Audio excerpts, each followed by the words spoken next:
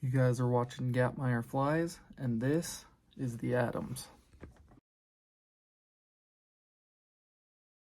Alright guys, the Adams is a classic dry fly, doesn't need much introduction, but is still an awesome fly nonetheless, one that you should definitely be carrying in your box. We're going to start with a size 14 dry fly hook, and this is some gray Semperfly 12-aught. And we're going to start right behind the eye, and we're going to come down to about the halfway point on the hook shank. And then we're going to move back up to about halfway between those 2 points, and we're going to tie in our wings. So for the wings on this, you can use just the tips of some grizzly saddle feathers or whatever, but I'm going to actually use these feathers from a whiting winger pack. They just are shaped really nicely for this. Let me see if I can find two that match up really well, and then I'll show you this winger pack too. Looks like this, just kind of like a grizzly hen, and we're going to measure these out so that they're about the length of the body, and then we'll tie them on like so. Come forward, we're going to pull these back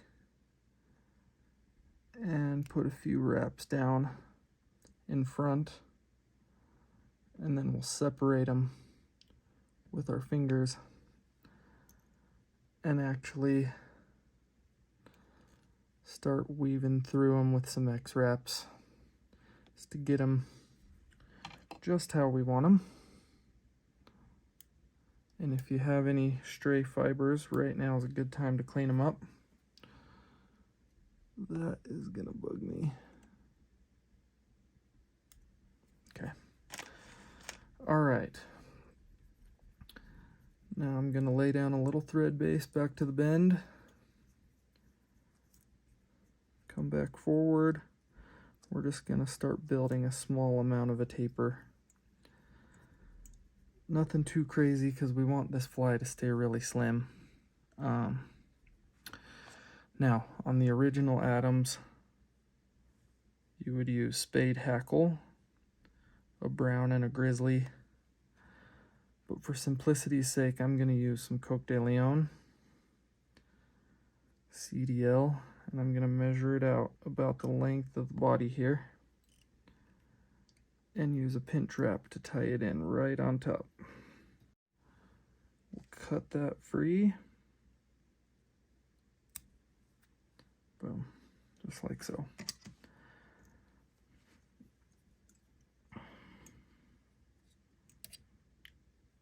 And we'll kind of bundle that all together.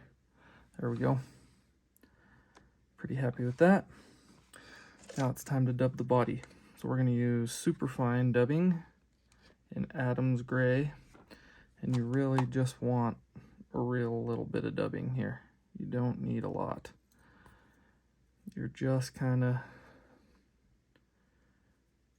giving some texture to your thread. That's all you're really doing. These mayflies have really nice skinny little bodies. You could see how you could change the colors here to match your local mayflies, but this Adams Gray color really is kind of magical. So we're going to come in and just start dubbing a nice smooth body. And if anything, you want it to taper towards the front, and I might just need the tiniest bit more here, just to kind of finish out that taper.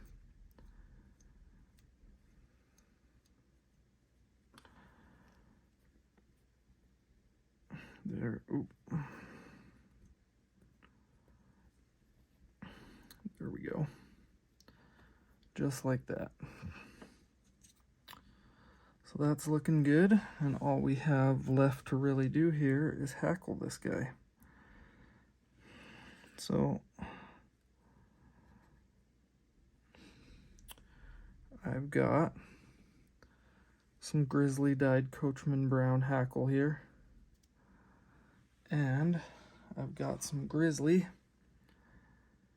as well, and I'm going to strip the stems down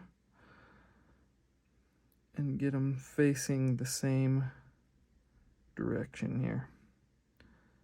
Maybe.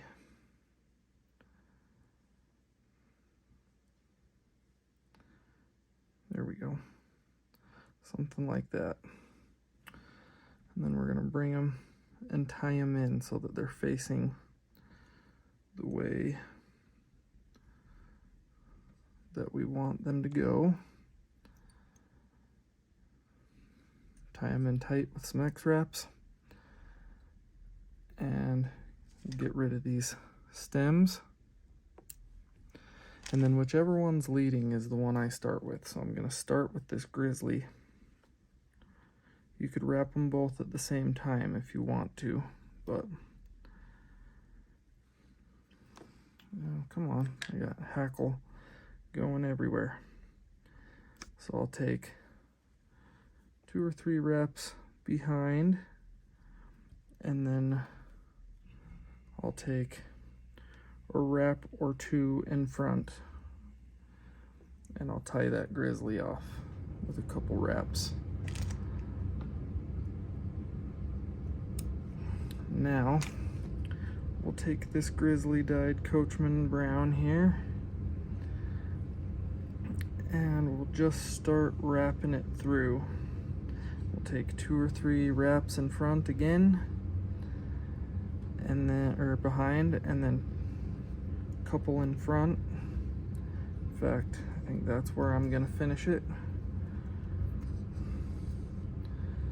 And then I'll pull everything back and just start making a nice little thread head before I come in and snip this hackle free. So there you go. Now we just whip finish and add a shot of your favorite head cement. So 1, 2, 3, 4. If you trapped any hackle fibers, which looks like I might have got 1 or 2, you can kind of clean that up, and there you go. There is your Adams dry fly. Definitely one you should have in the box.